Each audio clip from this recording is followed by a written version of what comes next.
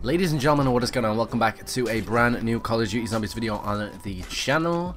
This is of course going to be all about Black Ops 4. I've been playing a lot of Blood of the Dead. I haven't put as much time into 9 or Voyage to Despair. I played a bit of Classified as well, but I'm really concentrating on the Easter eggs and the story and stuff of Blood of the Dead because, you know, that game was my childhood, those characters were my childhood, and we're continuing on the story pretty much in Black Ops 4. I'm going to get into how we're continuing the story, and I'm going to answer some of the questions like why are Tranzit Crew in these chambers, how did they get there, and the whole relationship between both Richtofens really before one of them disappears through a portal, all coming from the intro cutscene. And I'm going to talk a bit about this map and its layout and all the secrets really that we've found so far that it entails. If you want to enjoy this video, make sure you do drop a like and of course subscribe with notifications turned on. I'm going to be breaking down a lot going on now in Black Ops 4 Zombies. So setting the overall scene for newcomers, really playing Zombies was really about us playing the iteration or the first iteration of a time loop, and then something happening at the end of that that's sending us back in time. But essentially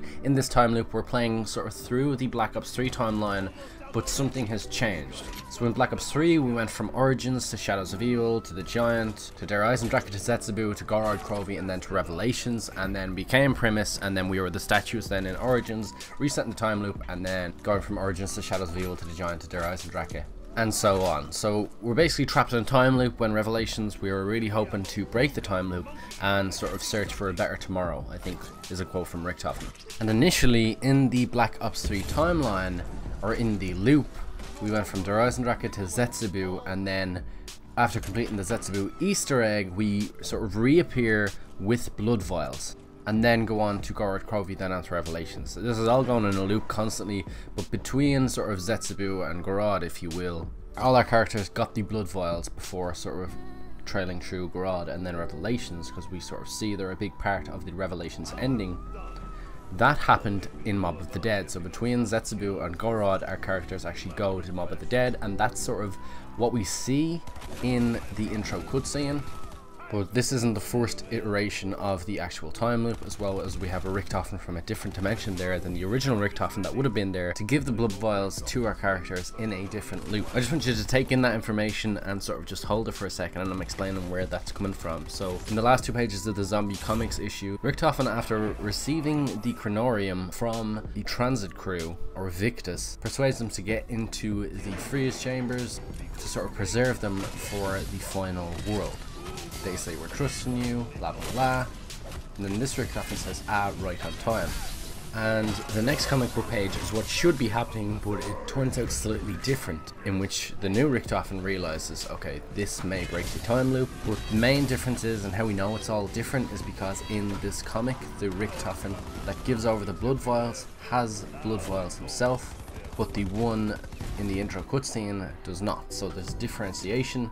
And after this, our characters would have teleported to Zetsubu, then onto Gorod, Revelations, completing the loop and re-looping and re-looping. But in the intro cutscene, Brutus actually destroys the portal, so they can't get back to Zetsubu to go onto Gorod. So now the loop is essentially broken for the moment, and what happens next is still to be revealed as we're still working through the Easter egg.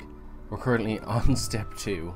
Shock and Denial, which I have a couple of ideas for. I might make a separate video on, but hopefully I don't have to, because normally the community are fairly quick with solving this, but we're actually taking our time when it comes to the Blood of the Dead one, because our focus is on a couple of different maps. So it's sort of split in that sense, but hopefully we get that soon. So to summarize, what should have happened is we should have arrived in that laboratory, got our blood vials, and then left. That is what happened in the comics version, and that is what happened pretty much in the Black Ops 3 version.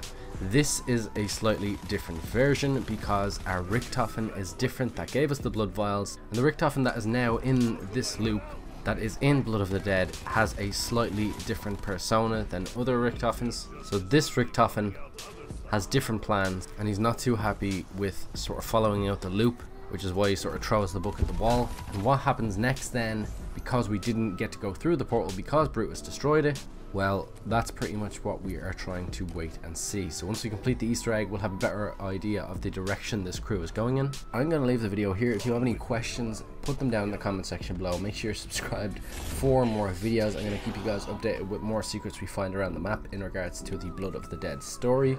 I'm currently Easter egg hunting myself, so there will be a couple of streams up as well, hopefully during next week. And without further ado, I'm going to leave the video here. Peace out, thanks for watching. I'll see you all in another video very, very soon.